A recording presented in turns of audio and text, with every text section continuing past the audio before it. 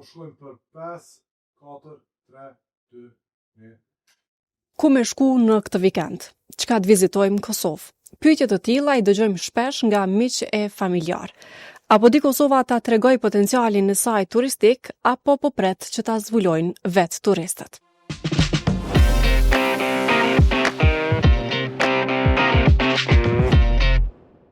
Sot me ne në podcastin 5 pyetje është Esad Islami nga Instituti për Turizëm dhe Marketing për të diskutuar rreth atraksioneve që mund zhvillohen edhe më tej në vend, ku duhet fokusohet një investim urgjent sa I përket turizmit dhe çfarë po e pengon kapitalin e huaj që të vi dhe të investoj në Kosovë në këtë fushë. Përshëndetje dhe mirëseardhje zotëri Islami. Atëherë për të nisur me pyetjen e parë, e përmenda në fillim këtë pjesën që ka shpesh pyetje ku të shkojmë në Kosovë dhe çka të vizitohet. Në përvojën e juaj me turizmin, cilat janë atraksionet ndoshta kryesore turistike në Kosovë, por që mund të zhvillohen edhe më tej dhe mund të tërheqin edhe më shumë vizitorë, jo vetëm vendor, por edhe të huaj. Po si atraksione kryesore ne e përmendim shpesh edhe përmendim me të drejtë është Brezovica, si turizëm malor, që është atrakcion për turistët e huaj, por edhe për ne, janë bjeshtë e Rogovës, është Prizreni si e vend ku ka kulturë, ku ka objekte ndryshme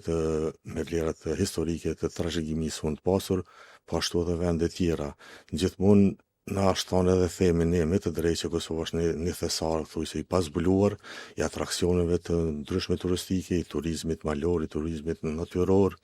është edhe turizmit kulturor. A ka Kosova vende ku ne mund të kalojmë vikendin, ka shumë, po gjithmonë është për ne nuk është atraksion se varet edhe shumë prej shijave dhe preferencave dhe një diçka që kemi, po ne duhet ta promovojmë, duhet të nxisim të huaj, duhet t'u tregojmë të hujve se Kosova është për ne vend atraktiv edhe vend me potencial të madh për zhvillim turizmit edhe vend që ja vlen të vizitohet. Apo din ta shes Kosova ndoshta bukurinë e saj, gjithë këtë thesar pasuri që e ka, apo veç po presim me I zbulu vetë turistat këto vende të Kosovës? Mund të them që bazë të punës dhe përvojës tonë, po dihet edhe botërisht që në potencialin që kemi ne dhe bukuritë që kemi ne, thesarën që kemi ne, nuk kemi ditur asnjëherë dhe nuk po dimë ende ta promovojmë mjaftueshëm. Nuk po dimë çka po mungon është këtu. Mungon bashkëpunimi mungon investimi I dur infrastrukturor, mungon siguria për investitorët e huaj, mungon bashkëpunimi ose partneriteti I dur publiko-privat. Si që përmenda të fillim për të qenë atraktive Brezovica duhet investim I duhur infrastrukturor. Tash jemi dëshmitar edhe ne kur shkojmë vikendin, me një vikend ose në periudhën e dimrit kur skimi është orientim I turistave, sidomos ne shohim kur të vinë vizitorët nga Shqipëria, vujnë për një parking, vujnë për një rrugë, vujnë për një papastërti, vujnë për mungesë ndoshta të kushteve elementare bazike, po ashtu në Rrogovë, secili që shkon prej nesh e sheh një rrugë jo të duhur për një turizëm, jo të duhur për promovim, jo të duhur për zhvillim, jo të duhur për atraktivitet për biznes ose për investitorët huaj ose pse jo dhe investitorët vendor, nëse ju ofrojnë kushte dhe mundësi dhe ju garantohet një farë forme dhe investimi që ata bojnë për një periudhë caktuar. Nëse do duhet të investohej ndoshta me një herë ose në formë urgjente në një segment caktuar turizmit, ku do duhet ishte fokusi? Ju përmendët mungesën e infrastrukturës, ndoshta të sigurisë të tjerë, po çka është më urgjente? Më urgjente për ne edhe potencialin që ne kemi është turizmi malor, është turizmi I skijimit, kemi potencial ndryshëm, jo vetëm Brezovicën që njohim gjithë që ka infrastrukturë të ndërtuar, ndoshta me para shumë dekadave, po është bën bjesht e Deçanit I potencial është po ashtu I madh, janë bjesht e Rrogovës, janë bjesht e Shalës, Bajgorës dhe jo vetëm. Kjo është fusha që ne kishim mujt me investu, me promovu dhe me pas kthimin më të madh në investim. Edhe me arrit edhe me nxjerr zhvillimin e gjithçka shumë ekonomik përmes potencialit që kemi ne. Po ashtu edhe turizmin kulturor. Ministria e Kulturës ka bën një punë shumë të mirë, sidomos vitet e fundit, me restaurimin e objekte ndryshme kulturore, historike, ku përmes tyne edhe rritet edhe nxitet edhe stimulohet ardhja e turistëve të huaj, sidomos cilët dojnë ta shohin një pasuri, një vlerë, një kulturë në vendit. Edhe po ashtu kemi potencial. Pas këtyni kemi edhe potencialin gastronomik, kemi edhe ecin, kemi edhe hikingun, e shumë fusha tjera që ne mund bëjmë, po mas urgjenti është, unë mendoj, është investimin në krijimin e infrastrukturës, edhe në krijimin e kushteve, në stimulimin e investitorëve të huaj në fushën e turizmit malon s'kem. Çka duhet jetë ndoshta zotëri Islami detyra e parë e Ministrisë së Turizmit? Është për herë të parë në një qeveri të Kosovës ka veçantë një ministri për turizëm, tash me qeverinë e re dhe nuk është më si departament, qoftë në Ministrinë e Kulturës ose në Ministrinë të Tregtisë, që ka qenë në të kaluamën. Çka është detyra e parë që duhet bëhet në këtë fushë? Dhe çka pritjet ndoshta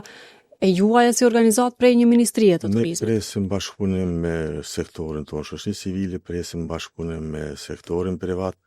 përveç punës që ata bojnë në përgatitje të hartim të legjislacionit dhe të ligjeve, po ashtu gjeni edhe mundësi edhe të bashkëpunojmë me nivelin me komplet qeverinë që të hartojnë plan edhe strategji ad hoc të shohin potencialin edhe shfrytëzimin e mundësive investuese në këto fusha cilat i ceka edhe më herët. Me fokus turizmin malor, investimet në infrastrukturë, që mos t'jem peng ne as si turist vendor, pas t'huj asese, pengi një mungesës një rrugës, një mungesës një parkingu që ndoshta banale për një vend si ne që kur vjen një turist Brezovis mos të ketë vend ku ta parkojnë veturën e tij. Po ashtu edhe mos të përmendet ose mos diskutohet pafundësisht një mungesë infrastrukturës për më shku mbijetë të rrugës apo për mbijetë të deçanit apo mbijetë të shalës ose këtë tjetër. Për neve mbase mund të jetë edhe përditshmëri, gjithë këto mungesa ose pengesa që janë këtë fushë që po i përmendni, por çka i bën sy për të keq, them kështu, një turist i huaj kur vjen në Kosovë dhe do të vizitoj një pikë malore, do të vizitoj diçka sa i përket aspektit kulturor apo trashëgimisë. Mungesa e infrastrukturës është e para, po ashtu edhe mos kujdesi edhe jo ndoshta edhe si qytetar edhe institucional në mirëmbajtje të ambientit. Që thotë është papastërtia? Shembeturina kemi raste kur ne vizitojmë vetë Brezovicën edhe në rrugës për Prevall shend në të dy anë të rrugës papastërti, mos kujdes ndaj mbeturinave e shumë gjëra tjera që detyrimisht bien sy në rastin e parë të një turisti. Mirë po, kjo ndoshta ma vonë edhe thejet në farforme në kuptimin pozitiv kur haste mikpritja drejt për drejt e atyne që ofrojnë ndoshta shtëpi ose banesa me qira ose e pritjes e mikpritjes gastronomike që ne kemi si vlerë për duhet ta promovojmë më shumë. Këtë ajo që duhet ne të bëjmë më shumë është kujdes më i madh institucional, kujdes në investim në infrastrukturë, kujdes në pastërti edhe bashkëpunim që ne funksionojmë si grup. Funksionojmë si grup, si shoqëri civile, si sektor privat dhe si qeveri. Asnjëri në këtë mes mos ta shohim tjetën si pengesë ose si e kundërt e asaj që si zinxhir bashkëpunimi. Synojmë të zhvillohemi dhe atje ku dëshirojmë ne të arrijmë. Ndërkësh në pyetjen e tretë, ndërma kryesorët në këtë bisedë, a mund ta tregoni çka e pengon kapitalin e huaj që të vi edhe të investoj në këtë fushë në Kosovë? Ju përmendët disa pengesa, qoftë siguria, qoftë infrastruktura, por çka është pengesa kryesore për një biznesmen që e sheh Kosovën me potencial për të investuar ekonomikisht sa i përket turizmit, por që has në një pengesë? Po si investitori huaj, nisur edhe nga vetë përvoja jonë edhe secilit është një uri bazike që nëse don më investu në një vend huaj, ty lyp siguri politike, lyp siguri juridike, mas ne lyp edhe siguri të investimit, lyp profesionalizëm të stafit ose të njerëzve në atë vend ku do të investosh. Ne kemi pa për shembull zhvillimin e turizmit malor të vendeve përreth. Kemi pa Bullgarinë është infrastrukturë, jo ku me ditë sa infrastrukturë, ose ku me ditë sa kushte, po partneriteti, ose metoda, ose mënyra që ta e kanë gjetë, i ka bërë që sot jenë në top të vendeve të kërkuara ose të vendeve vizituara për turizmin malor. Përveç sigurisë edhe ambientit mirë të bërë biznes, ata lypin edhe një siguri strategjike për investimin që bën. Lypin edhe aftësi profesionale të njerëzve që janë në atë vend. A ka dhe burokraci të mëdha, ndoshta ligjore, në dokumentacion? Ka burokraci, por këto besoj që të kalohen nëse ka siguri më të madhe, se potenciali të ne është, na thonë krejt tjerë që Brezovica ndoshta është qendra më e mirë e skijimit me stazat më të mira, sidomos për skijator profesional. Por infrastruktura përcjellse, mosqartësia e pronës edhe qëllimit tonë ku po dojmë më arritni, a jemi për një bashkëpunim publiko-privat, a jemi për investim, për hapjen ndaj investimeve, a jemi për privatizim, çka ne dojmë të bëjmë me atë qendër skijimit, ose çka ne duhet, ose për çka ne presim të bëjmë edhe me qendër tjera dhe me potencialin tjetër. Por çfarë do rastisht e përmendë që Ministria e Kulturës e ka bënë një punë shumë mirë, veçanërisht Departamenti i Trashëgimisë, ku edhe ne si organizat kemi plan ose jemi financuar për plan vjetor të aktiviteteve në promovim të trashëgimisë dhe vlerave kulturore me qëllim ose me synim për rritje të turizmit kulturor. Ka bërë restaurimin e shumë objekteve, është në punë sipër për t'i kryer edhe disa të tjera, po ashtu tash edhe krijimi i ministrisë ose bashkim ose ndarja e Ministrisë Kulturës edhe shtimi i turizmit është një vlerë e madhe, edhe një shpresë e madhe për ne edhe për sektorin e turizmit që të zhvillohet edhe më tutje. Në mbylljen e katërt, zotëri Islami, çka ofron Kosova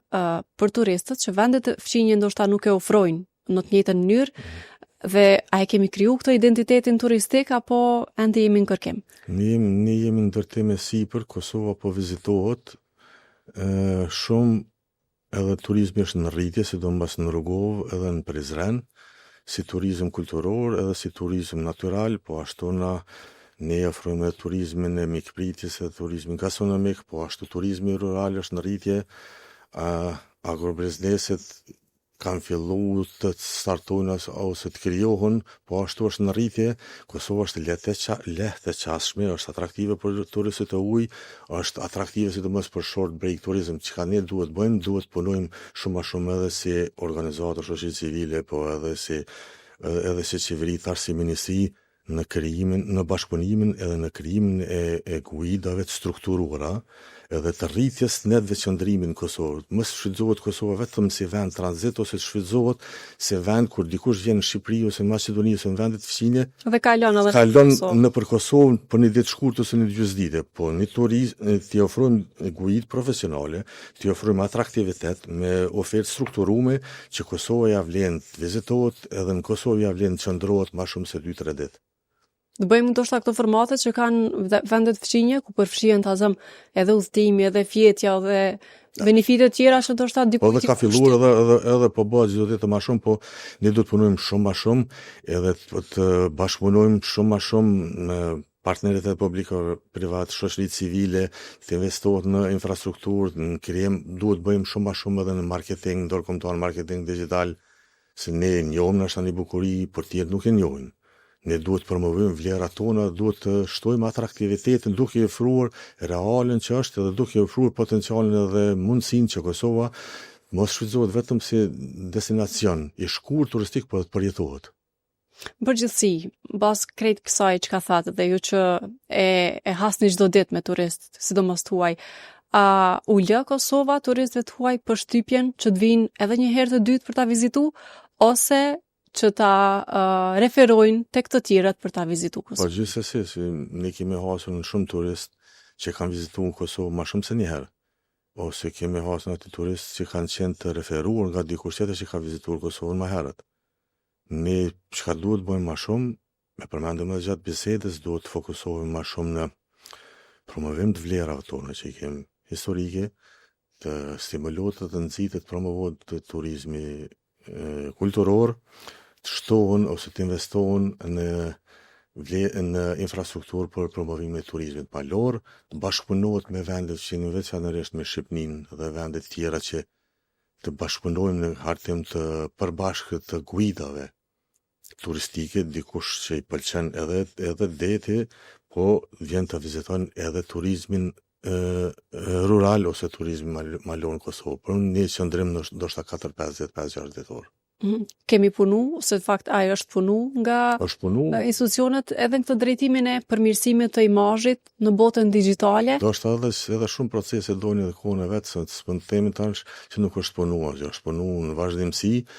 po edhe turizmi ndoshta është nga një herë hazën fazat caktuara të ndaljes ose të mos zhvillimit ose mos rritjes qoftë numër, qoftë cilësi, për shkak edhe në disa ngjarje që nuk janë në dorën tonë, për shembull, ka ndodhur pandemia, stopohet, ndodhen ngjarje ndoshta jo të duhura ose ka faza caktuar me stabilitet jo të duhur politik, edhe ndalë turizmi, se turizmi është atrakcion, turizmi është një lloj vet, që nuk bëhesh domosdoshmërisht nëse ti s'ki çka viziton edhe nuk ndihesh sikur në vendi ku do me vizitu. A hasni në turist, zotëri Islami, që kur vinë në Kosovë u ndron përshtypja? Gjithsesi se ne kemi qenë në vazhdimsi për dekada të tëra prej një propagande ose denigrimit, edhe ka pas raste të turistë që kur kanë ardhur kanë ndruar përshtypje se kanë pa Kosovën, ose në mendjen e tyre është perceptuar Kosova si një vend i pasigurt, si një vend që nuk ka çka të ofrojë, që një vend që nuk ndjen siguri, që nuk ka mikpritje të llojit caktuar që e kanë gjetur në Kosovë, secilin vend ku kanë vizituar ose secilin atrakcion turistik që ata kanë vizituar. Dhe krejt e fundit, zotëri Islami, apo i trajtojmë asetet tona turistike, qoftë këto të natyrës që i ka kriju, qoftë ato të trashëgimisë kulturore si pasuri ndoshta strategjike kombëtare për të shfrytzuar në rritje të turizmit, apo po i lëm në mshirë të fatit të kohës? Ne kemi bërë shumë pak, kemi pasuri dhe kemi vlera trashëgimisë që duhet promovuar dhe duhet shfrytzuar, që mos lëm që siç thatë ju në nivel të harres ose të mos kujdesit, ndoshta nga një herë me pak punë dhe me pak angazhim dhe me bashkëpunim arrihet një qëllim, arrihet një vlerë, arrihet një rritje e turizmit, një rritje e turistëve të huaj, një nxitje, një stimul i vizitave të turistëve të huaj, që do të ndikon vazhdimsi në rritje të vlerës ekonomike, ndikon në zhvillimin e gjithëmbashëm socioekonomik. Çka është ndoshta një vend që ju si guide dini më mirë se ne tjerët që është pikë me potencial turistik, por që shteti e ka lënë në harres dhe pa përkujdesje? Ne e njohim shumica vendin e Kikës në Kamenic. Është një vend shumë atraktiv, me potencial të madh zhvillimit ekonomik. Por Kika ose vendet tjera nuk mund mbesin peng i një rrugë të pa asfaltuar me 5 kilometrëshe, që sado që dojnë ne si turist vendor ose ndërkombëtar të vizitojmë ose t'ua tregojmë të tjerëve, si të themi që është problem të vizitohet në kohë jashtë sezonit veror. Që s'mund gjitesh me vetur ose një rrugë, po që për një turist ose për ne është një banalitet i llojit vet. Faleminderit shumë për bisedën dhe kohën, zotëri Islami. Shikues dhe dëgjues të Radios Evropa e Lirë, ishte ky podcasti i kësaj jave. Shihemi dhe dëgjohemi me një temë tjetër të shtunën e radhës.